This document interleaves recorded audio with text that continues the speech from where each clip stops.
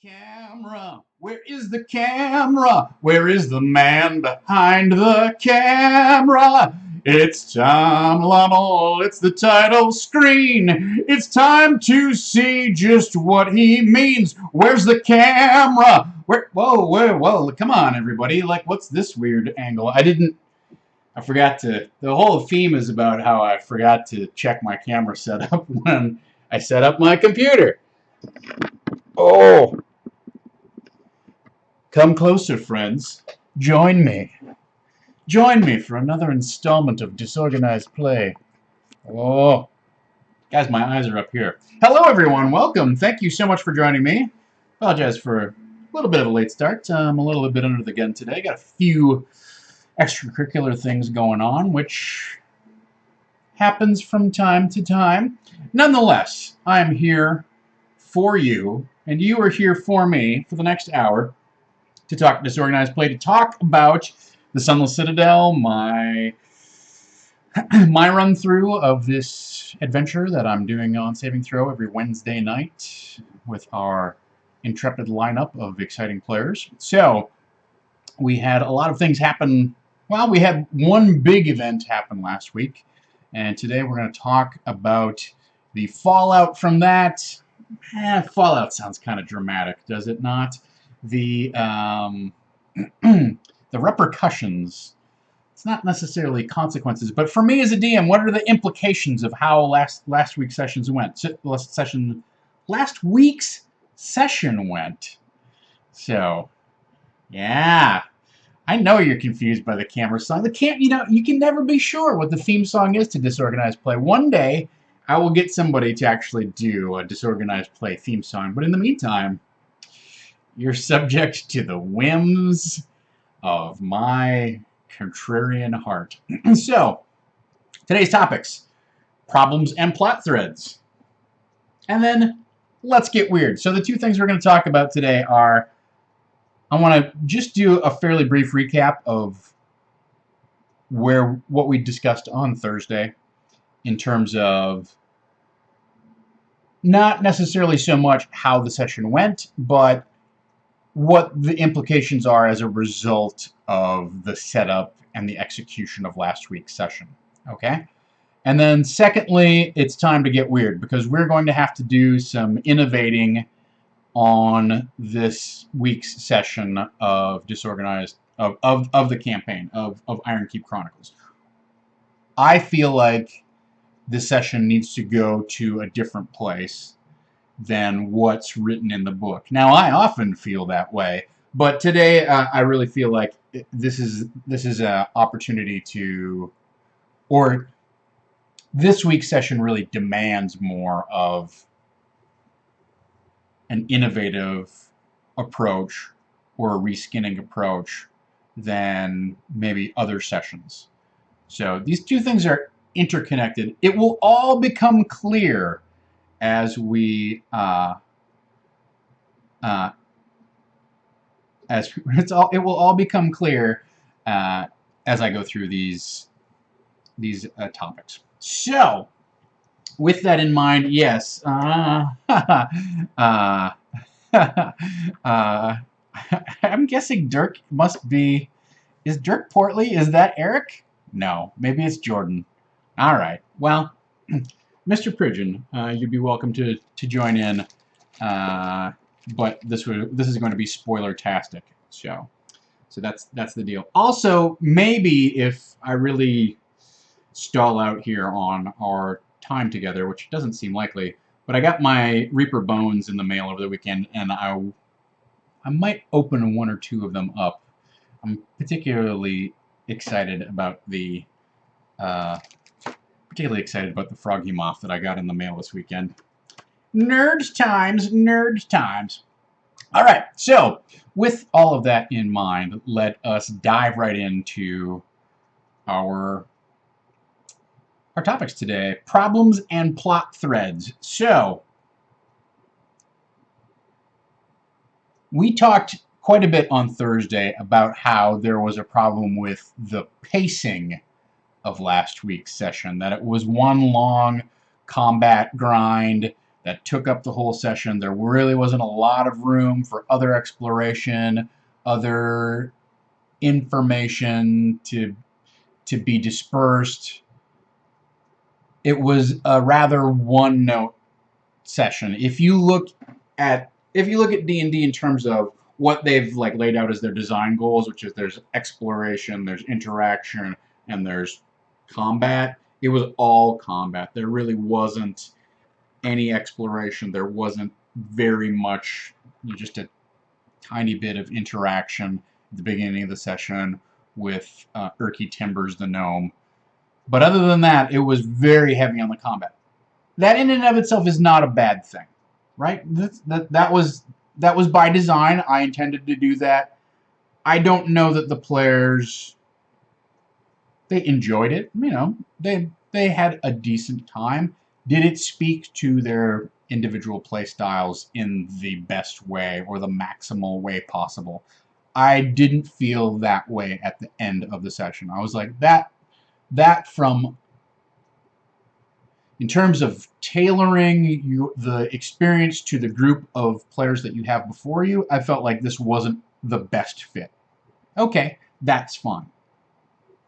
Those are all sort of live and learn kind of experiences that you have when you're DMing. Let's try this. Oh, this seems like it would be fun. Oh, it turns out it wasn't as much fun as maybe I had predicted or whatever. It was still fun, but not terrific, right?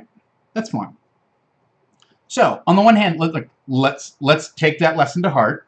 Let's make sure, going forward, that we include a heavy dose of investigation and interaction. Especially when you have one of those sessions that you walk away as a DM and you feel like, I could have sharpened the pencil a little bit. Well, great. Well, then let's sharpen that pencil.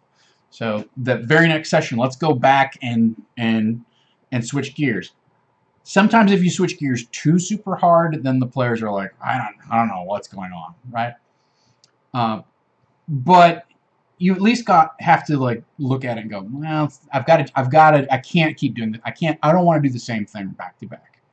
You very rarely want to do that anyhow, but especially for me, you know, I felt that the session needed a little more punch, or, you know, it didn't need more punch. It needed to be more compressed, higher stakes right away, a lot more damage right away, get the players engaged in something very quickly, as opposed to this slow rollout that we had last session of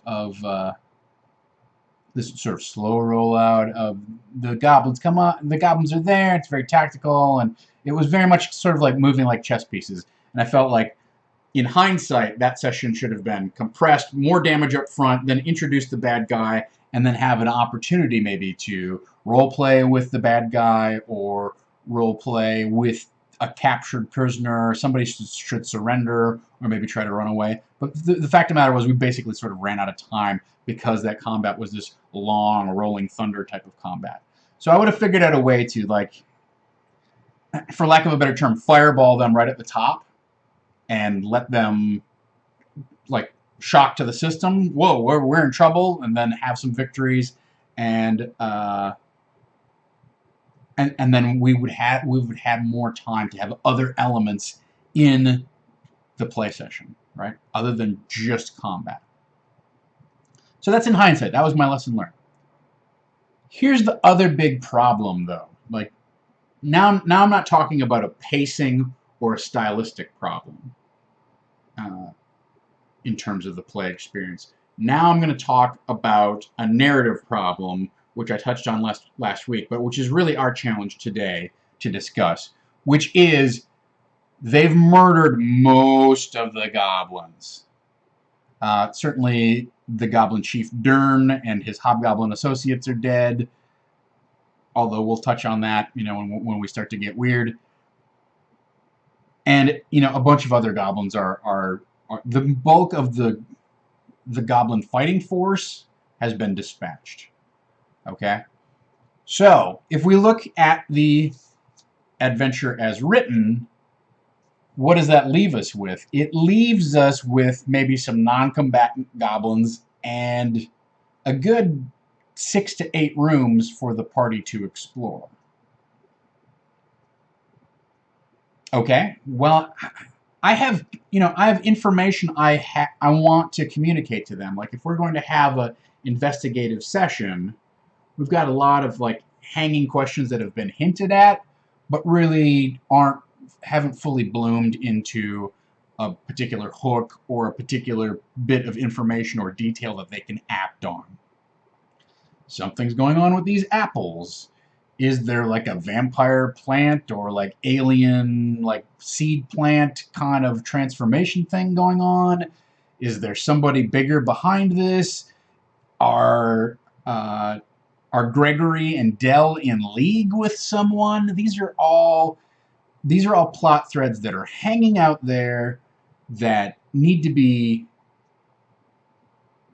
that we need to embellish and to make clear in order for the players to feel like the story is moving forward. If you have things that, I call Schrodinger's clues, which are just sort of vague hints that don't have specific attached meaning to them yet, if you have too many of those or they hang out there for too long, the players don't feel like they know what's going on. They feel sort of adrift. They don't know what's important. They don't feel like they actually know anything definitively. And so their goals get muddy, their purpose is a little bit aimless, and that's where you're likely to have your players go off track into, let's just kill some stuff. And I mean, that's certainly one approach to D&D that I've indulged in or that has surfaced in a game over and over and over. And sometimes a quick combat is a good way to get the group refocused. But ultimately, it needs to come out, you need to come out with, they need to learn something. They need some information. They need to gain an insight which gives them driving motivation to go forward in a particular path. They need something to make a decision on so that they can act in a meaningful manner. And that's your job. That's the balancing act as a DM that you are going to struggle with every time you sit down at the table, is giving them enough information that they can make a decision and feel like they're making an informed decision that gives meaning to their actions as they go forward, versus withholding information, not unspooling your mystery right away so it doesn't feel like, oh, this is obvious, we should go do, clearly we have to go attack the the big bad guy. He's the evil one. Let's just go to his house and kill him. Why do we have to go through this maze? Like, we know he lives down on the side of the harbor. Let's go to his house. And then all of a sudden you as the DM are like, I didn't, oh no, you're only like level 3. You're not supposed to go to his house yet. So that's the push me pull me of your job as the DM, is to grant them enough information that they feel like they're making an informed and confident and meaningful choice, but also withhold enough information that there's still room for mystery and surprise and intrigue, right? You don't want your plot to be obvious. So that's, I feel like, for me personally, with Ironkeep Chronicles, I feel like we're at the point where we've teased now for like at least 3 weeks that Dell and Gregory are somehow in cahoots with something, or we're given safe passage or something like that. We've teased now and made explicit that there's some sort of plant transformation or plant mutation that's going on. Well, I think the players are really like along the lines of, or invested in the idea that it's the plant completely takes it over, right? Completely takes over the person. And in my reading or my intent in giving those details, I think it's more that Balak the Druid is experimenting with creatures so that the plant takes over part of them, but does not completely take over. So it's more of a symbiotic relationship than it is a pod people type of relationship where you put the seed in and now you have a zombie that you can control. So this session needs to reveal some concrete details, and it needs to be a diversion, not a diversion. It needs to be on a different track. It needs to go away from a big combat track into more of an investigation, some interaction. I want some RP. I think it would be fine if it was. This would be more of a mystery style of session, unraveling the mystery style of session, than it would be a kill monsters and take their stuff type of session, right? So that is that is my goal with this session. Having now, reflected on how it went last time, and it was a fine session, but I think it's time for a change of pace, and I think we can do something that's going to speak to our players' individual predilections, as it were,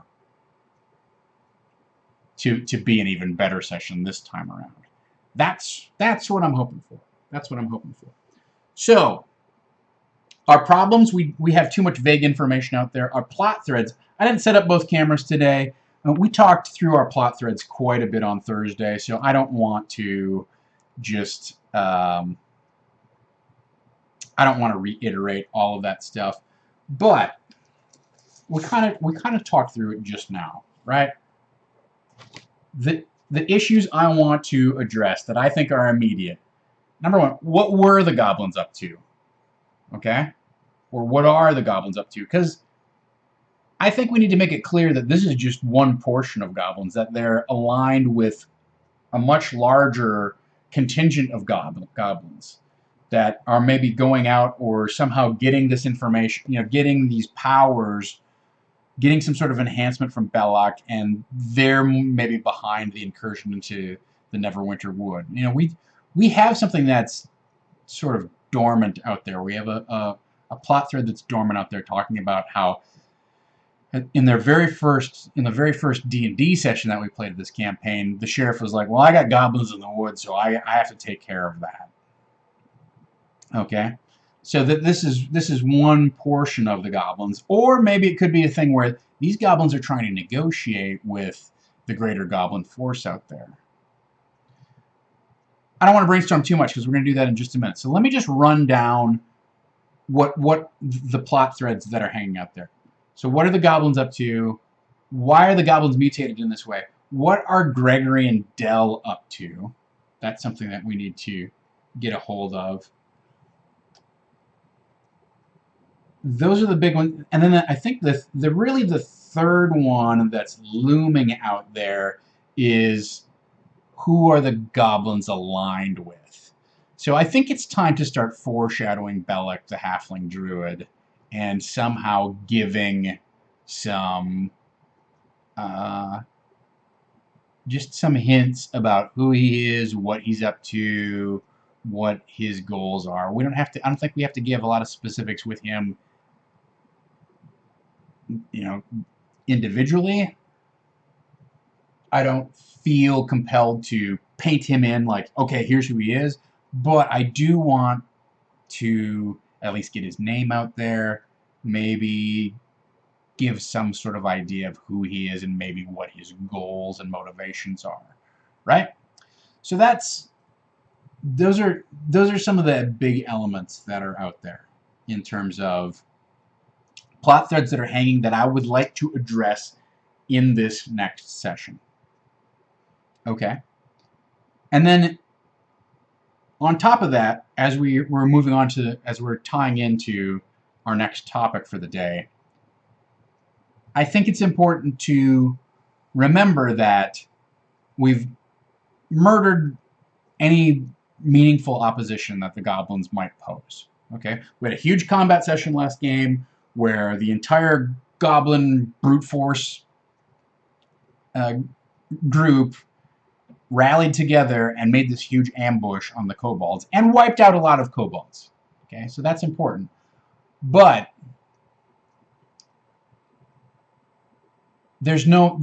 in the book as written, there's no goblins left. So we're faced with, I don't know, you might say it's a dilemma, you might say it's an opportunity. So the dilemma would be, if you run the adventure as written, there's no one for them to fight. So all of these, there's several rooms left. I don't think I have a full map loaded in my Yeah. So there's several rooms left, and the final room is supposed to be this sort of centerpiece combat with Dern and possibly the shaman and definitely his hobgoblin associates. And the party, has fought their way deep into the heart of the Sunless Citadel, and this is sort of like the keystone encounter before they move on to the lower level of the Sunless Citadel, right?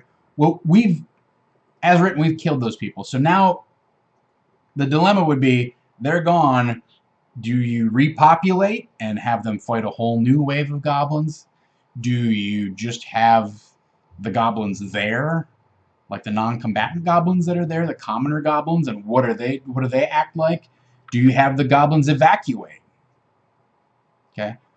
Well, all of those three options come with problems. If you introduce a whole new group of goblins, you're essentially you're repeating the session that you just had. Okay, you fought a bunch, guess what? I'm repopulating the dungeon, you have to fight a bunch more. Contradicts our stated goal for this coming session, right? It's a valid option, but you got to know your players and their play style and what they're hungry for. And to me, this is not that opportunity. Secondly, if you just leave the goblins there and have the commoner goblins,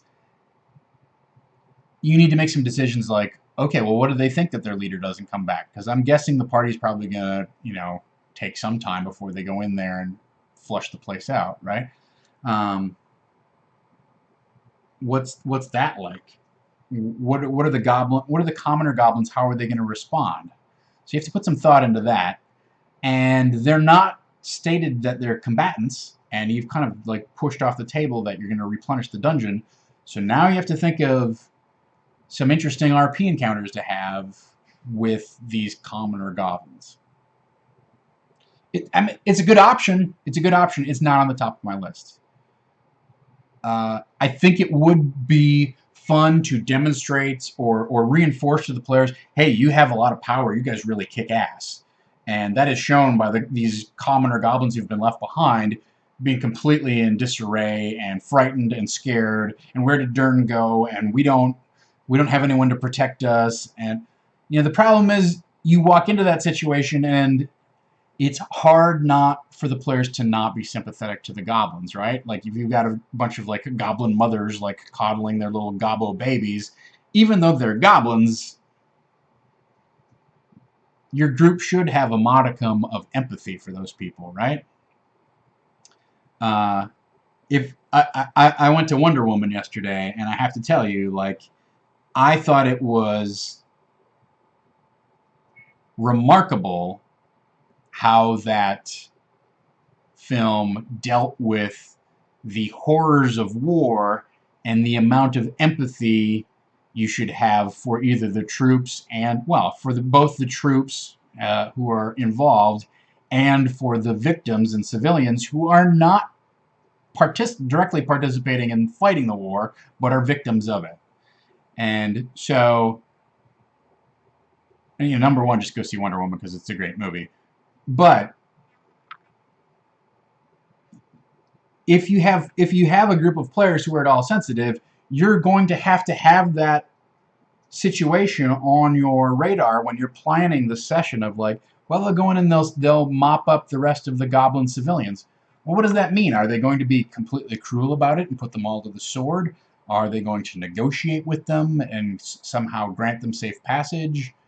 Are the kobolds going to just like bow down and worship? Well, you've defeated our leader, therefore you are our new leader. You're going to put them in that sort of situation. So there are some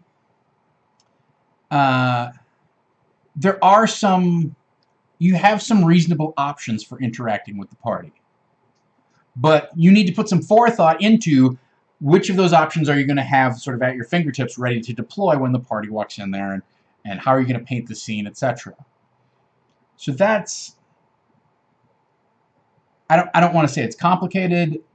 I think it requires a certain amount of nuance that you can't just like run the scenario as written and expect that it's going to be an interesting encounter or that the encounter is going to go one particular way. It's hard to you need to fill in the details there a little bit, because as written, it's not really supposed to be that way.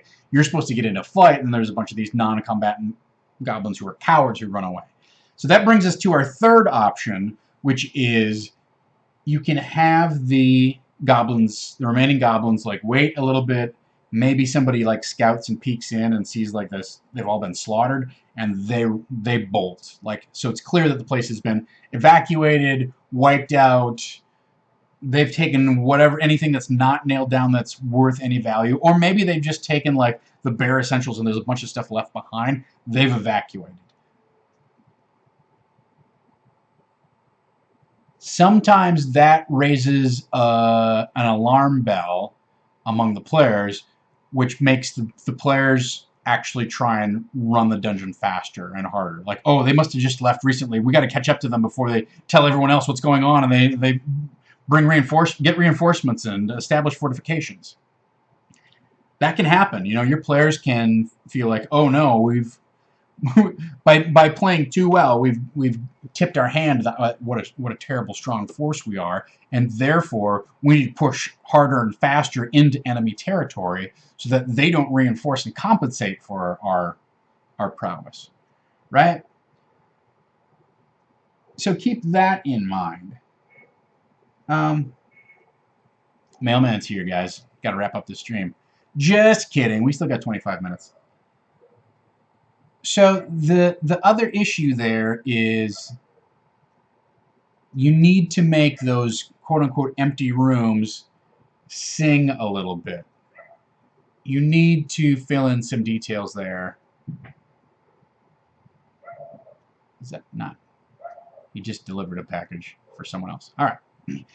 I'm so used to the mailman coming to my door that I just sort of anticipate as soon as he starts walking towards my place that we're going to get something. So not only do you need to think about what the inhabitants, the remaining inhabitants' response is going to be, but also if they've bugged out, you need to put an extra amount of effort, an extra layer of description on top of all of those rooms that convey something meaningful to the party, that indicate, oh, okay, their sleeping pallets have been left behind, but there doesn't seem to be any weapons left, but there's a few daggers here and there. It looks like things that things were overlooked and left behind. They must have left here in a hurry. So you need to kind of decide what that story is, what happened in the intervening time, and then what are the details that you can bring to life that give the players insight into what happened. So at least so the idea is that they walk into this room that has a little bit of detail, but has a combat experience attached to it. That's the proposed as written. That's what this area is supposed to be about. Okay, it's a combat encounter. Well, we moved the combat part of it away from this room. So now when they walk into this room, it can't just have a little bit of description and nothing else, because that's boring. That doesn't teach the players anything. Instead, think about, okay, well, what was the story and what details can I paint on top of what little detail there was, so that now this becomes an opportunity for investigation, exploration, and they're rewarded with bits of knowledge and insight.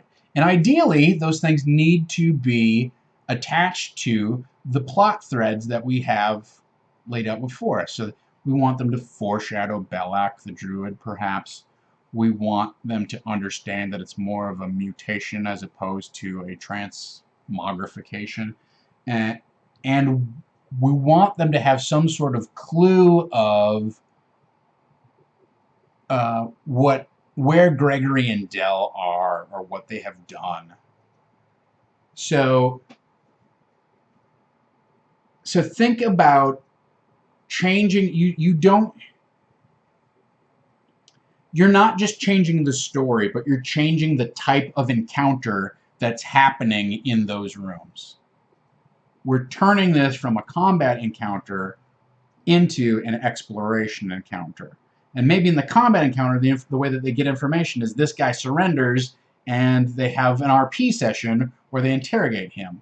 But now, if that guy's gone, how do we turn this that's been turned into an exploration thing and unfold pieces of the plot? Now, classic ways: a journal, a prisoner who's been left behind. We already have had at least 2 or 3 prisoner interrogations, so I myself am going to take that off the table at this point. But it's certainly a valid strategy. There can be warnings, carved or scrawled on the floor. That's essentially sort of a shorter form of the journal type of idea. I often like to use like correspondence, where you get one side of the correspondence. We've talked about that before. They've received a letter from Belloc or something like that, or maybe it's just something that indicates there's something bigger going on. So maybe not necessarily a journal in terms of, oh, dear diary, here's the evil that I inflicted in the past few days, but it could instead be a ledger of, these are the goblins who owe me money. It could be like a ledger, a bookie's ledger type of thing, right?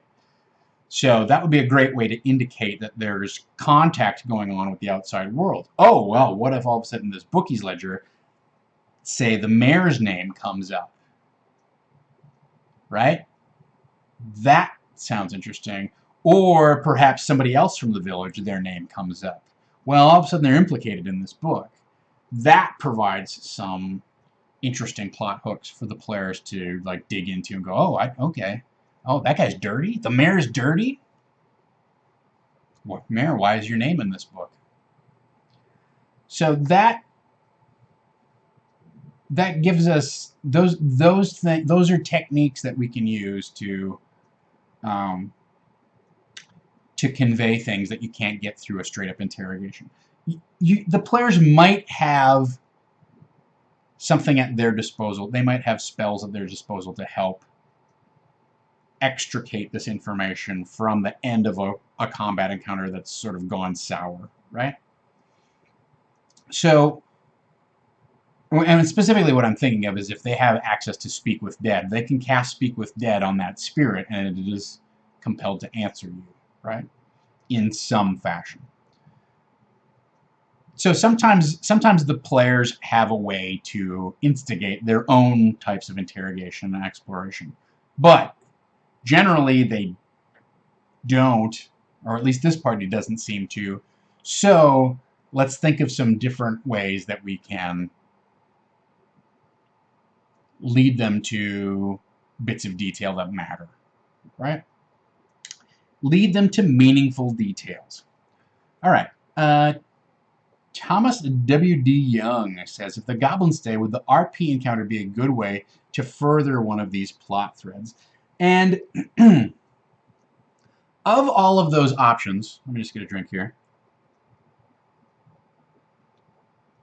Of all of those options that we discussed, I personally feel like, the goblins bowing down to somebody like Grayson saying, well, you're now the new chief, might be interesting, and you could have a scene where the chief compels the goblin to tell you everything it knows. Like, if I'm a player, that's the most straightforward play. Is like, okay, Mr. DM, open up the tap, because we're going to just drink from the hose of clues here. Glug, glug, glug, glug, glug. Tell us everything. Give us as much what am I looking for here? Not explication, but give us as much background as you want to dump, right? I don't know that's necessarily compelling. You could have an RP scene, a role-playing scene where they are caught trying to get out, like trying to leave. You could, and then they would maybe negotiate for their... I might have to sign for something here. Hang on. Yeah. I'll be right back. Oh, he just left it. It's fine. All right. Exposition is exactly the word I'm looking for. Thank you. It might be interesting to have them negotiate for safe passage out of the Sunless Citadel. Like, they're going to go and join up with some other goblin brethren. I don't think anybody in the party is going to let them do that. Right? And I think the goblins would want some sort of assurance that they're going to be let go. And I don't know that even though we have 2 lawful good characters in the party, they're going to feel compelled to keep their word to a bunch of goblins. Right? That's a tough one. It'd be interesting. That would be an interesting role-playing encounter to, like, let them cut a deal with the goblins. But I think your easy out there is they're goblins. They were negotiating in bad faith. It's not a. This is not a bargain. We do not have to keep our word since they had no intention of keeping theirs. You know, I don't know. It doesn't. It feels a little tread worn. It doesn't seem like it's the best. It's going to break new territory. Maybe it is an opportunity to test those, those characters and their commitment to their alignment. But the difficult thing there is, if they decide to break with their alignment, there's no consequences. Who cares? We haven't set up this thing where Torm is going to show up and, like, chew out Grayson for not being purely lawful good. Torm would be like, yeah, you saved a whole bunch of villagers by slaughtering those goblins. Great, good. I'm glad they didn't go reinforce the goblins out in the Neverwinter Wood. So that's it is certainly an option. So it is definitely an option for a role-playing scene. But you have to figure out, kind of like I said before, what the goblins' angle on this whole thing is going to be. Are they subservient? Are they trying to cut a deal? Do they just want to get out of there as quickly as possible? They're just going to scramble and scamper to, like, different parts of the complex, and whoever gets out gets out. Like, that seems very goblin-y. Hey guys, meet you at the top of the stairs. Good luck. Go. Run. So it's an opportunity for an RP encounter. I think we can bring it in. I don't think that has to be our ultimate answer. So let's move on to the second part of today's topics. We already have been brainstorming a little bit. I want to brainstorm a little bit more and give you my take on where this session is going, right? So we've got things out there. What are the goblins up to? Where are Gregory and Dell? Let's foreshadow Belloc. Those are sort of like, those are the 3 big things that we need to address. I don't think we need to address the Golthius tree, although maybe that's going to start moving into the approaching category, so that information might get dropped, like some hints about that might get dropped in there, or you can drop it in there as well. One of the things that I will say is that it's easy as a DM to fall into the trap of withholding too much information. Like, I would encourage you as a DM or as an improviser to get as many details out there as you can. Not just, like, buffalo over the players with a ton of info like they can't handle it. That, like, you're giving this, like, 9-page exposition, like, monologue. Here's everything that's happening. But campaign secrets, let's put it this way. Secrets are very easy to invent. So there's really not any value in withholding secrets for inordinately long periods of time. Oh, my master reveal finally came 9 sessions later. It burdens the players' patience with stuff that's like, when are we ever going to find out? It makes them feel like you're stringing them along. It makes them feel like they're not fully participating, or they don't have full agency in your game. It's like, oh, I want to know what this is, but honestly, guys, I'm out of ideas. What's with these apples? I've tried a nature check, I've tried a history check, I've tried an arcana check. We don't have anybody to talk to, we don't have any information to follow up on, so I want to know what these things are, but I can't tell you. It gets players frustrated. There's no point in hanging on to that stuff for super long, because you can always invent another secret. You can always feed them another thing that they don't understand, they don't know about. So hand them a series of wins. Make them feel like they have a place in the world. They have a functioning understanding of what the framework is, of the plot, and what's going on, and who's involved, by giving them names, by giving them details, by telling them, okay, you know, this is how this works. Especially when they like roll natural 20s and things like that. Like when they nat 20, give them information. Reward that roll.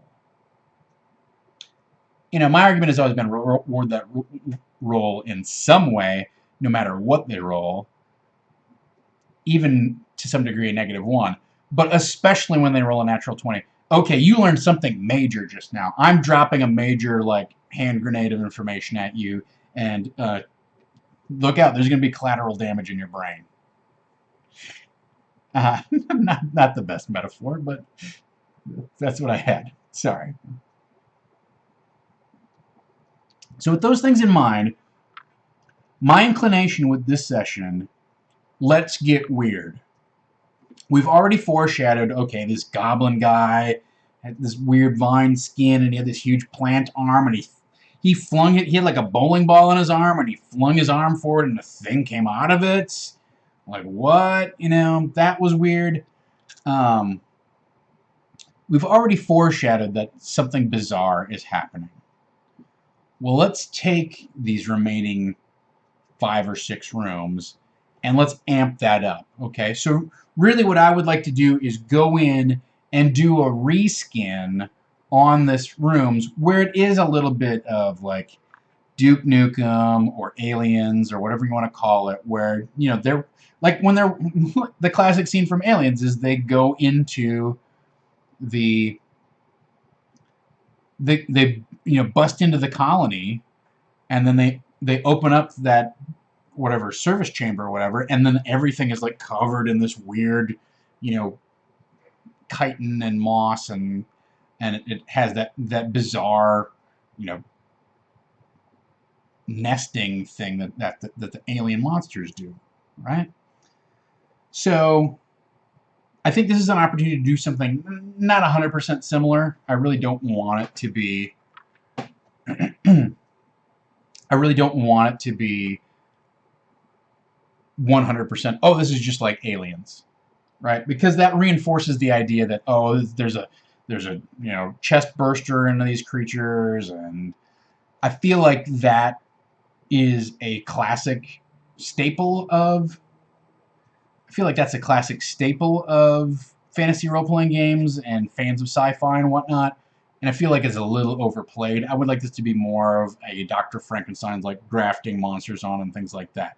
So, what does that mean? That means we could find some failed goblin experiments in this area. We could find a lot more of this like weird brew, this apple core, this apple vinegar brew stuff that they could drink. We could find a lot more. We could find maybe some sort of alchemical setup where they have been making this mushroom stew that was hinted at like two episodes ago, right? Remember where they found the little goblin bento boxes or whatever, and you'd open up and there was like this psychedelic kind of mushroom stew and whatnot? We could find the remains of them preparing their goblin troops for their attack on the kobold territory, right? So maybe there's an area where they clearly held some sort of ritual, where there's paint left over, where there's the remains of some sort of potion of heroism that they drank, which was not, you know, clearly not a potion, but it's some sort of paste that they smeared on their skin that reacted with their, you know, biology and made them like raging frenzy goblins, that sort of thing. I mean, that wasn't wildly detailed in the combat, but I think, you know, in hindsight, players will go like, oh yeah, that makes sense. No wonder they fought so hard. No wonder they had so many hit points. No wonder they fought to the death and they weren't making the best decisions, right? If they found something that was like a you know, a berserker type of paste that these guys like slathered on. You also do have a little bit of leeway to retcon stuff like this into your game, right? So when they stumble upon, let's just say they stumble upon this warrior ritual site. When they find, this pot of big, bright blue sludge, and the players goes, bright blue sludge, and you can either call for an intelligence check, or you just tell them straight up, like, as you're looking at it, and it has little paintbrushes and stuff like that, and there's spatter marks, this looks like the same blue sludge that you just sort of assumed was some sort of goblin battle paint, but now that you look at it, it's probably something much more. If you were to go back and examine those bodies, they all have this stuff smeared on them someplace. So you can retcon details like that. Like, oh, it didn't strike you at the time, but thinking back on it, now you remember. You have to be careful when you put those details in. When you pull that trick off, it can't be something that's so significant that the party goes, well, if I'd known that when I was searching those bodies, I would have done this, X, Y, and Z, And then they go, you know what, we leave this room, we go back to where those goblin bodies are, we go check the rest of the bodies for da-da-da-da-da-da, right? So you have to be judicious in how you apply that sort of like retcon technique. But it is something that you can do as a DM. Oh, you know what, the truth is, I forgot to tell you this detail because I hadn't thought of it yet. I wouldn't say that to the players necessarily, although I have before. But within the, you're allowed to break out of the fiction for a moment and just as a meta say, here's the thing, guys. I hadn't read this part, or I missed this part, and then now it's become important, so I'm going to just drop this in. You remember this happening. Your characters are aware. I'm telling you now, but your characters are aware. Right? So you have the opportunity to do that. So what I want to do, with these areas is give evidence of all of these things, what the goblins are up to. So I think reinforce that they're not just being... Number one, I want to reinforce somehow that they're getting mutated, right? That they're not taken over, but they're being mutated. Number two, I want to reinforce that they're using alchemy in order to make themselves... They're using brews and bits of these plants and fungi and whatnot to make themselves stronger. Number three, I really want to implicate other people, other NPCs in the plot. So I want to probably implicate the mayor with this ledger, with some sort of ledger fragment.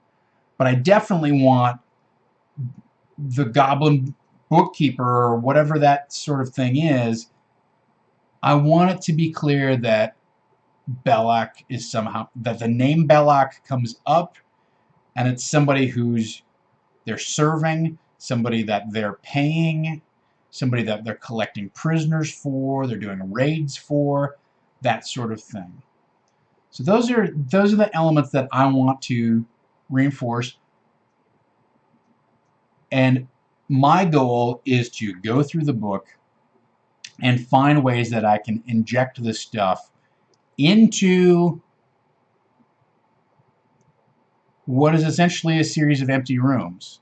So I need to hint at what their purpose was, but I also need to hint at their purpose in the greater storyline.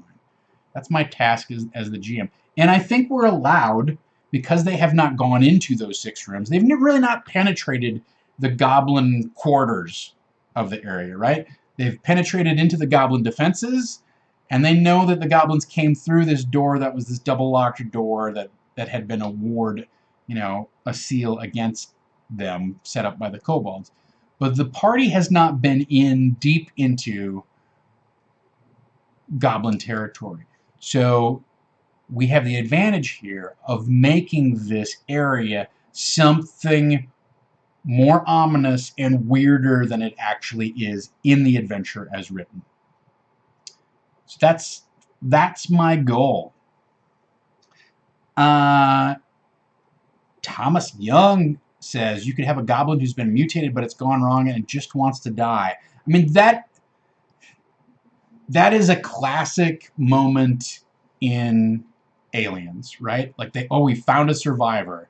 And she starts muttering, and like, we're gonna get you out of here, don't worry. And she keeps muttering, and like, finally, like, what is she saying? And she's saying, kill me. Now, It's an iconic scene. I love it. I've seen it played several times before, and it's come up in video games a lot. So I feel like it's a little worn out. I also feel like those creatures probably live down in the laboratory experimental area that's down in the Grove level of the Sunless Citadel. So keep in mind our challenge here in bringing this information forward and reskinning this particular part of the dungeon is that we don't want to steal too much thunder from what's going on down in the lower levels of the Sunless Citadel, down in the Grove level. Because if we spool out everything about this experimentation in this area, well, now we need to make that area downstairs somehow more interesting than what we've already got, right? So in some ways, yes, I'm making work for myself here. I've made work for myself by cleaning out these areas or using all the forces up in this big monster ambush combat, going off script and creating this mega encounter that wasn't in the adventure as written. But I don't want to essentially keep rolling the boulder up the hill by taking all the stuff that's in the Grove level and just putting it into these 6 rooms. Then I have to go in and like, okay, well, what are these things, right? What I want to do is give enough foreshadowing, let the players figure some things out about what's going on and maybe what lies ahead. But also, I want to use that foreshadowing to provide like even more of a punch when they get to the laboratory and they say just how bad things have gone wrong, right? So I want the goblins who are left behind, if there are any, to maybe have, you know, like a little bit of mold, and maybe they're just not cognitively there. They're just sort of like staring and rocking in the corner.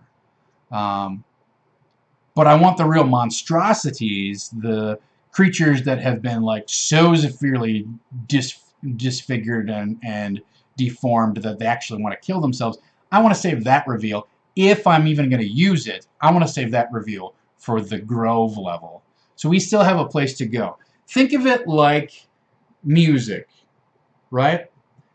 In music, for those of you who aren't familiar, I assume you all know the term crescendo, right? So we want to start softly, and then as they go through the dungeon, make that theme or that melody louder and louder and louder and louder until they, you know, they're sort of essentially sort of blasted in the face with it, right? Like until it becomes so clear that you can't ignore it. And then, you know, move on to a different theme or follow a different line of music through the piece. I don't want to dump a bunch of musical metaphors, but another way of looking at a D&D game is that you are all a group of musicians, and the DM is the conductor, and he has picked out the piece that you are going to perform, and each of you has a little part to play in it, and then behind him, he also has pieces of orchestra he can call on to add different call and response and introduce different musical themes, etc. And you're all trying to play together, essentially. I mean, honestly, you're really trying to play in harmony, even though you'd think, oh, there's combat and conflict, and the DM is pitting players against monsters and trying to kill them. No, you're not really trying to kill them. Like, you're not trying to eliminate players from your table. So, if you're not a fan of my, the DM is a chef who prepares a meal and the players are all guests at the dinner party, maybe a more apt way to put it is that sort of you are all in an orchestra together, and sometimes the DM's job is to let the paladin's player sing his big solo, and sometimes we're all playing, playing the combat march together, or a dirge, or whatever. GM Old Smoky, while we are brainstorming here, GM Old Smoky says, For the tree and jade dragons, in one of the rooms, maybe have a piece that's not fully carved, like one of the war goblins was working on it, but didn't get a chance to finish it. I like that idea. You know what? I like the. I don't have my pen with me, and I have this out there as the Gulthius tree turns bone into jade. So I somewhat plan these sessions, you guys. Mildly organized play. Actually, I'm going to write it on what are the goblins up to. Carving jade. I like that idea.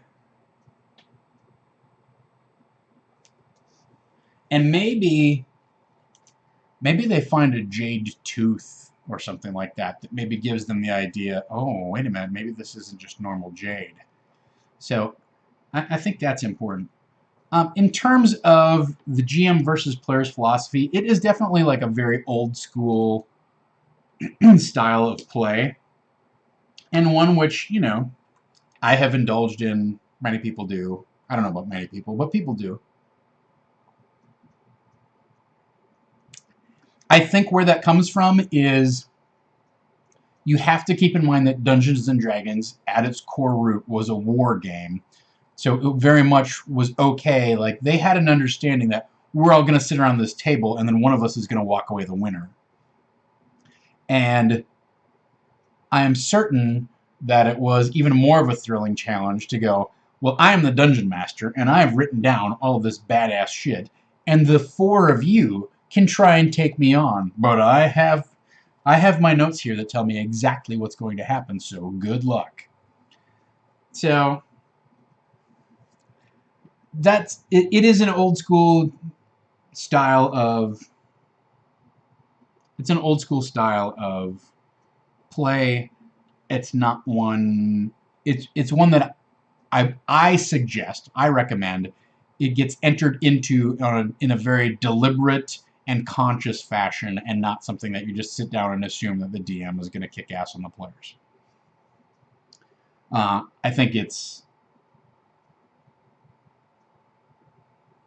think for that to be the default assumption of Dungeons & Dragons is an outdated concept. In the early days of D&D, I would say it was probably assumed and somewhat of the fun and the predominant play style. But I think in the 50 years since, you know, essentially 50 years since D&D has come around, 45 some years, whatever it is, I think we've gotten to a different place, and more people are coming to the game to participate with the DM and craft a story together than they are to overcome and defeat the DM through rules knowledge and clever tactics. So that's just a brief aside on that. All right, we've done our hour, or we've gotten around the clock to another piece of an hour.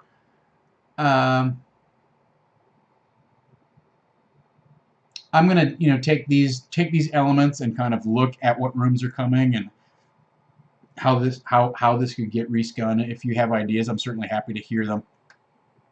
But that's where I'm at. So I'm you know, just a kind of a brief review is I'm looking at having a dramatic change in the premise and the tone of the session and the events of the session. One thing I want to think about is we may get further into the complex than what I'm prepared for, so I need to be doing a little bit of looking ahead at that Grove level and revisit that and see how the players might be received there. You know, the other thing that I'm thinking about is putting some sort of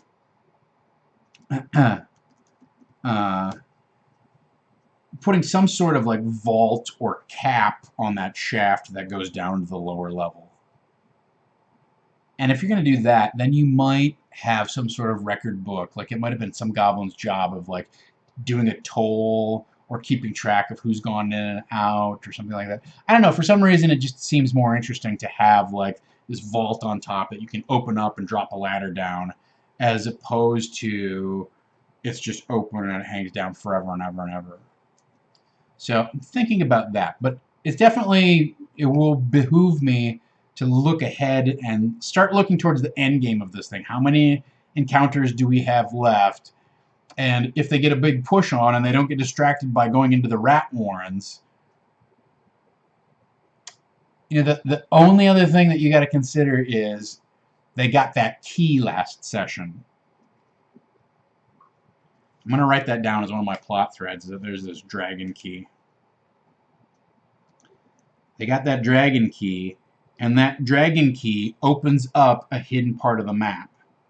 So let me just show you the map. I don't know that they're going to remember the dragon door, but it's possible that that area could come up. So if they remember, I'm going to have that as something that's, I don't know if it's dangling or dormant. I'm just going to put it in between here. It's the same thing with that scroll fragment that they haven't done anything with. There's a couple things. There's a couple material pieces in their inventory that has gone out of their mind. And I think, just as another aside on DMing philosophy or whatever, this thought is occurring to me, so let's deal with it. I think it's helpful for you as a DM every so often to, let's have an inventory. Let's talk through what you guys have in fact found. Because I can't tell you how many games where you find something, you're ready, oh yeah, great, okay, I got that scroll, I got a scroll of disintegrate or whatever. Actually, you'd remember a scroll of disintegrate, but you know, I've got this treasure map that mentions, I got this map that mentions something about, honestly, like, I found a scroll case, and they just didn't, nobody else noted it. Nope, it didn't land in anybody's mind. They've got a scroll case. It's got the map inside of it. So things like that happen. So I would recommend, just as a point of business, and not in an RP sense, but just in terms of like a paperwork type of exercise at the top of a session, so that you can, so it doesn't feel, so it's what am I trying to express here? It's weird to have the players get stuck in the middle of a session and have their characters be discussing something, and then you go, give me an intelligence check. Okay, 17. You remember that you found a scroll case that had the same rune on it. Oh, what? I've had this scroll case the whole time? Why didn't you say so? Oh, I can't believe I forgot. Like, it just makes the players feel dumb. It makes it feel like you're patronizing them. You're kind of hitting them with the clue bat. I mean, admittedly, it's not necessarily your job to remind them of the stuff that they have. But the fact is, when they have forgotten the stuff, unless you want to replace those clues with something new, and that's dangerous because you can be like, oh, you find a scroll case. And they're like, didn't we find another scroll case? Yes, that scroll case, you look inside, the scroll is exactly the same. And they go, well, now you're just being a dick. But it's always weird when it feels too on the nose when they need that information the most, and then you call for an ability check and go, well, you happen to remember that there's this secret door that nobody's been able to open. You have a key in the shape of with a dragon rune on it, and the door has a dragon head etched over it. And it feels like cocking off, you know, like I'm the DM and I'm so smart. Look at how dumb you guys are. So instead, I would say move that whole exercise into a portion of the game, like at the start of a session or whatever, that feels neutral, that doesn't have stakes attached to it, does not feel like, oh, I'm deliberately feeding you stuff. And so you can just say at the top of the session, okay, everybody, like, I feel like we've done a lot of exploration. There's a lot of things that have happened. We've found a variety of things. The story has kind of gone in a bunch of different directions. Just for clarity's sake, let's go through and do an inventory of notable items that all of you have. Because Players forget about potions that they have. They forget about scrolls that they have. They forget about magic items that they found or they've been hints about. They forget about all manner of little MacGuffins that you may have created stuff for that they don't remember having or having written down. Oh yeah, there was that coded journal, but then we couldn't figure it out, so we just kind of left it or whatever. So have that refresher, that inventory refresher, at the top of the session, outside of the confines of the game, outside of even role-playing in the game, just from DM to players. Guys, let's just go through and let's just do a refresh on everybody's inventory. Now, it will serve you when you have dropped stuff that points to hints in other directions of the game, right? Like that when you've got little Schrodinger's clues that they can figure out that would put pieces together, but they've just forgotten what the various pieces are. You have to be careful in that if I were to do this at the beginning of next session, number one, there's going to be a half-hour discussion of what do you have and what do you have. Oh, well, let me look at my sheet. Let me go back through my journal. And that prompts other discussion. And then on top of it, the real, I don't want to call it a danger, but the real implication that you need to be aware of, the real consequence that can come about as a result of this exercise is they can be reminded of something and then go in a completely different direction than you anticipated. Right now, I am anticipating they're going to go explore the goblin home quarters, right? So I'm going to prep heavily on that area. They could decide, you know what, while we're here, let's go off to the rat warrens and go take care of some business. That could happen, right? That's okay, I'm prepped on the rat warrens. They could also, now if they're reminded, now that they have this dragon key, they could go and investigate this dragon door. So if you remind them of the stuff in the inventory that's kind of like a dangling plot or a dormant plot thread, and then they bring it back to life, you have to be prepared to deal with it. The session goes in a totally different direction. Oh, well, I wasn't prepped on all of this trap exploration stuff. That's fine. Like if you have it hit pocket and you're running it, this is the advantage to running the adventure as published. If you're running the adventure as published, I've read it and I can catch up quickly. If I'm improvising based on the adventure as published, then I have to do some more work. But it's a valuable exercise. Just do a check-in. Maybe when you level, or you feel like you're at a natural break in the story, or maybe there's a natural pause, start off a session going, hey guys, because I can't tell you how many times in Adventurers League you'll get a quick treasure dump at the end of the session. Everybody's furiously writing things down, and they put it in their notebook, and then they go outside and they bullshit for 20 minutes, and they get in their car and they go home, and then you tell your wife or your girlfriend that you had a great time, and then the next day you've completely forgot about everything that happened. And I could not count for you the number of times in Storm King's Thunder where I handed out expendable things like potions or crushable gems or whatever it was, and the players forgot about them and just plain didn't use them. It especially happens with potions that are not potions of healing, right? So having a quick rundown of inventory is valuable. You also have to have an idea when they're going to be like, didn't we find something back in oh, no, okay, now I got to flip back. So it's not an exercise I would do every single session. But when I do it, do it with the knowledge in mind that your players can all of a sudden start following a whole new different lead that they've discovered based on stuff that they have back in their inventory, and be aware that you might be forced to go back through the adventure or through your notes going, oh yeah, that guy he had something on him. That's right, didn't he? Here's the goblin. Where is the goblin chief? What page is he on? So you may have to do a little bit of work yourself, because they're going to be like, I wrote something down, but it was, what was it again? Yeah, all right, I got you. So those are our marching orders for tomorrow night's session. I think it will be an interesting one, and I'm looking forward to being able to kind of spin some of these things into the details. So I will answer a couple quick questions here since I started a little bit late. So this, Montrevant, just one point here, right? A couple things. All right. Use short rest to go through items. Yeah, that's fine. That's not necessarily like you could do it that regularly. I don't think it generally needs to be done that regularly. Like, I will say, there's only so much hand-holding of the players that you are obligated to do. Like, do what you feel comfortable with. If you want to go through and have an inventory and it's easier for you to keep track of, like, oh, you guys are doing a short rest? Okay. Just a reminder, here are the things that you found since the last short rest. Right?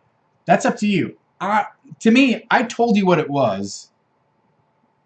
You wrote it down. If you've forgotten about it, I'm going to let that be your problem for a while.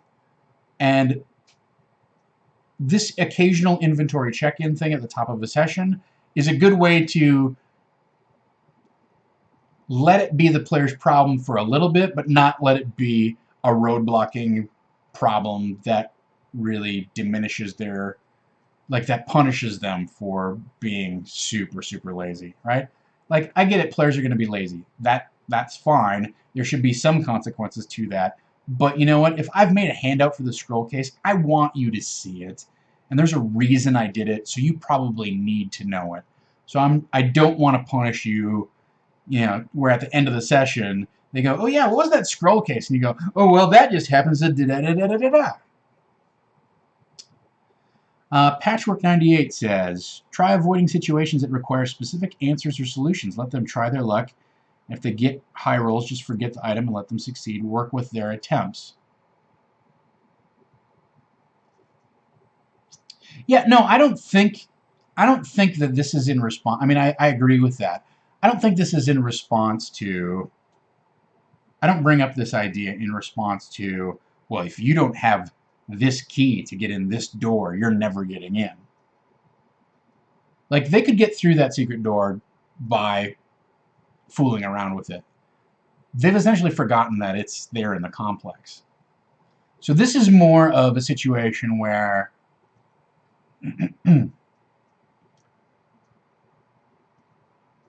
I'm going to remind them of this. It's a way to remind them of things that they've accumulated without it being critical to the plot, and without it even being like attached to the plot. It's literally like outside of character, just a little metagame housekeeping thing that happens to also serve the plot, inform the players of things that their characters would know. Because if you had a backpack that had a weird dwarven scroll case in it, then you'd be stumbling across that thing all the time, and of course you would open it, or at least show it to another party member. What do you think this is? But because they don't have that physical item in the game space, you need to create that experience of stumbling across this stuff. That would be a great name for just this sort of segment of while you're going through your pack. So let's do a little session of while you're going through your pack. Why don't you list your inventory, everybody, while you're going through your pack? So think about that. Afritzo says, do you think digital character sheets are more manageable than paper character sheets when it comes to notable items? No, I don't. No, I mean, I think digital character sheets is probably more likely to just look like anything else. What I love about character sheets is I can write it on it in different colors. I mean, it just depends upon how it's written on your digital character sheet. If it's typed in, then it tends to kind of look like everything else. Everything's black and white. If you're just typing crap into a PDF. If you have one of those things, one of the guys in my Adventures League game last year had a Microsoft Surface, and he would just write his notes on the actual character sheet, but it was bright red. Okay, well, that's different. But I don't know. I tend to be more of a fan of, I have my character sheet that I write crap on, and then I have a separate notebook that I take notes in. And every once in a while, I like to go through and like reorganize. These are the expendable items in my inventory. Have I used this scroll? Have I used this potion? Have I read this thing? Etc.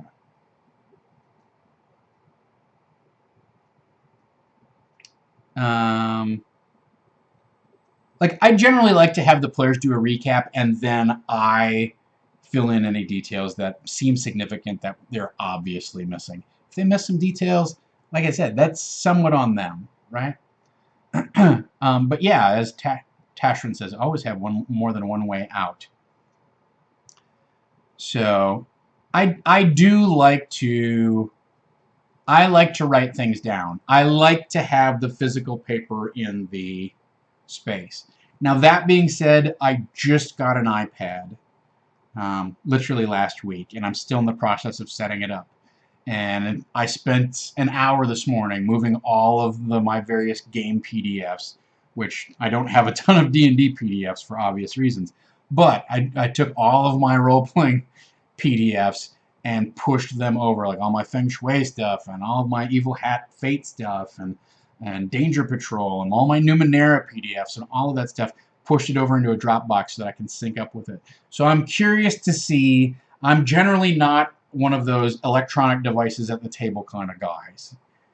I do take pictures and that sort of stuff, but I find them to be a distraction, and I find when I'm using them it's a distraction, and I have very mixed feelings about those sorts of things. But I'm also a grumpy old man who doesn't want to carry 30 books around with me, and if I can keep it consolidated and make it easily referenced, I may be changing my mind on using digital assets at the table. I'm very curious to see, what sort of app the D&D Beyond team comes out with when it comes to their character and D&D apps in general, and what that's going to look like. So I'm coming around to that, but I like being a pen and paper notebook guy. Well, that's a whole different topic, honestly. We could talk about notebooks for a long time. I have a ton of them. I have a whole set of conflicted feelings about using them, etc. So that's something. I will say, Afrizzo, good on you if you like to use digital dice. I hate digital dice. That's one thing that I absolutely can't stand. The only time I will maybe use them is with Fantasy Flight Star Wars game, but that's only because I hate sharing dice with other people. I want my own dice. But I love the tactile experience of rolling dice, using dice, collecting dice, counting dice. To me, it is an integral part of the play experience. And I know it's slower, and I know it can really sort of dramatically impact the pace of the game, but I feel like it is an iconic experience which is central to the act of role-playing, more so than doing a map on graph paper or writing down the information on your character sheet. I feel like dice acquire an importance and a symbolism which transcends their function on the table, which transcends the pure mathematical randomness, that they create a sense of drama. There's the build-up. I'm gathering these dice, whatever they are.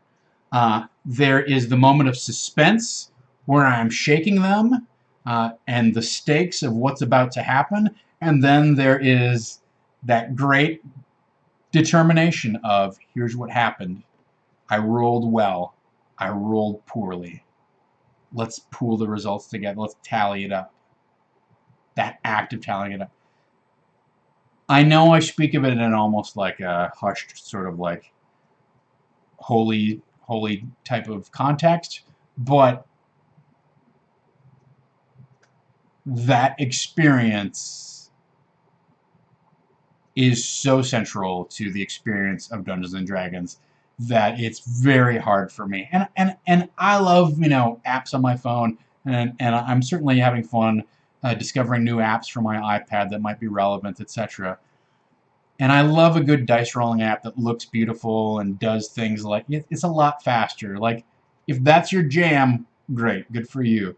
For me personally, having literally decades of role-playing experience behind me that I can't get away from, I love dice. I love the experience of rolling them. I love having them. I love having different ones. I love this whole garbage thing that we do where we test them and we shame them, and some of them are lucky and this one's not rolling well, or turning them all up to 20s or turning them all up to 1s or whatever it is. So for me, that's an experience that I don't readily get away from. For me personally, it goes back to being 14 and sitting in my buddy's dining room, and we've turned all the lights out and we lit the candle and the lantern, and we're talking about how we're going to escape the troglodytes or the lizard men or the dervishes that are chasing us through this abandoned pyramid that we have dared to enter. And can we hammer a spike in the door and set up an ambush and douse them with flaming oil?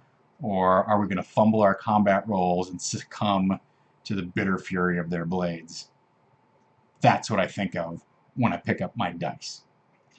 All right, on that note, ladies and gentlemen, that brings us to the end of another session of Disorganized Play. Thank you so much for sticking with me here today. I'm grateful to all of you who joined me. We're going to find out how all of this plays out tomorrow night at 8 o'clock. In fact, let us turn now. Oh, nobody said anything. I had the recap plate up the entire time. You guys, you got to hold me accountable for this thing.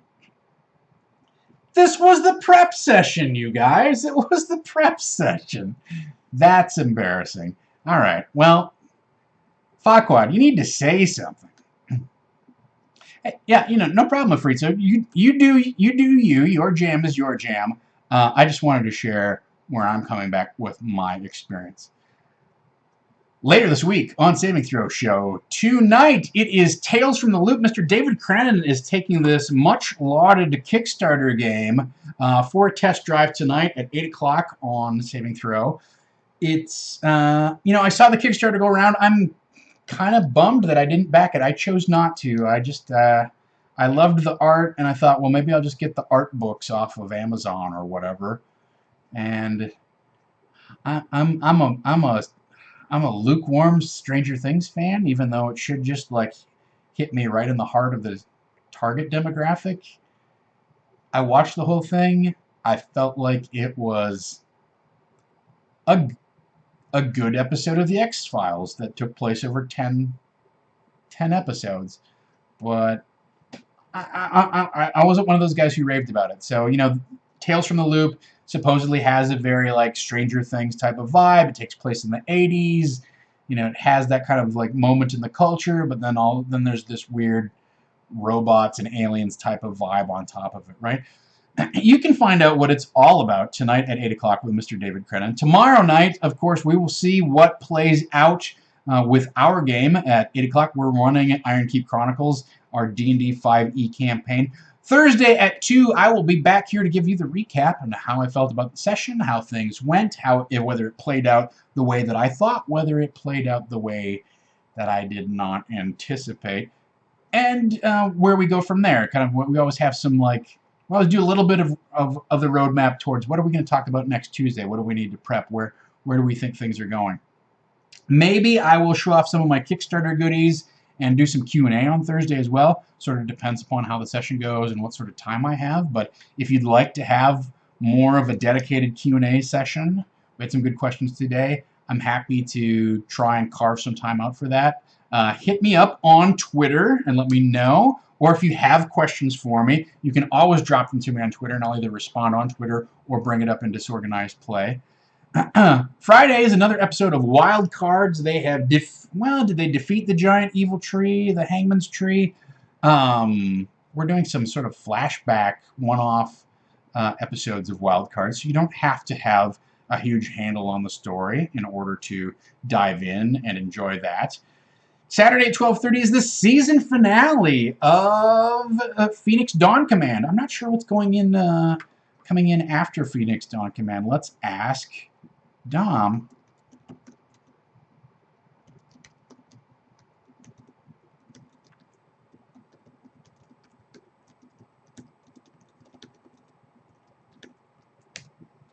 Let's ask that.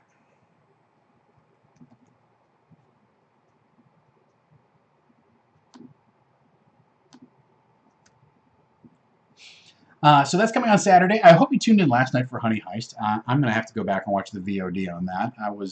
My wife had the day off, so we went and saw Wonder Woman. Again, if you have not seen Wonder Woman, just go see it. I I said to Lindsay yesterday, DC has done something that I did not expect, which is make a movie that is at least as good, possibly better than Iron Man. And I loved Iron Man. I continue to love Iron Man. I feel like there are some flaws in the third act and whatnot. And I felt that Wonder Woman had a few flaws, particularly in some of the character representations and whatnot. But overall, I was amazed by that movie. I was blown away. If you have not seen it, I'm not going to spoil it for you or anything like that. Certainly plenty of people went and saw it, so it could be safe to talk about. But I don't want to take that joy away from you. So go see Wonder Woman. I 100% recommend it. I can't think of who should not go see it. I thought it dealt with issues that are so much larger than anything your average comic book movie tackles that I thought it was extremely gripping and extremely well executed. And there's also just terrific action in it. So go check that out. I plan to go and see it again. And I saw it in IMAX 3D, which was an amazing experience. But I love the movie so much, I'm definitely going to go see it again in theaters. So I am stingy with my opinion about movies, you guys. I don't rave about stuff. As you can tell by my lukewarm assessment of Stranger Things, I am raving about Wonder Woman. No questions asked, go see it. No, I have no regrets or hesitance to recommend this movie to you. All right. Like, they made $250 million this weekend or whatever. It's not like they need my endorsement, but I'm giving them my endorsement because I loved what they did with it. And I'm not a DC fan by any means. I got 20 minutes into Suicide Squad and I had to pull the plug. I couldn't take it. I did manage to watch all of Superman vs. Batman, so I'm a glutton for punishment. All right, ladies and gentlemen, thank you so much for joining me. Masks will be coming next week. I'm gonna wrap for today. On Thursday, I will show you some of my Reaper bones. I don't want to get started on that. The AC has been off long enough that I'm cooking in my apartment the way it is.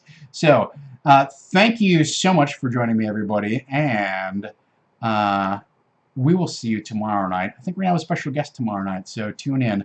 But until next time, let's dungeon!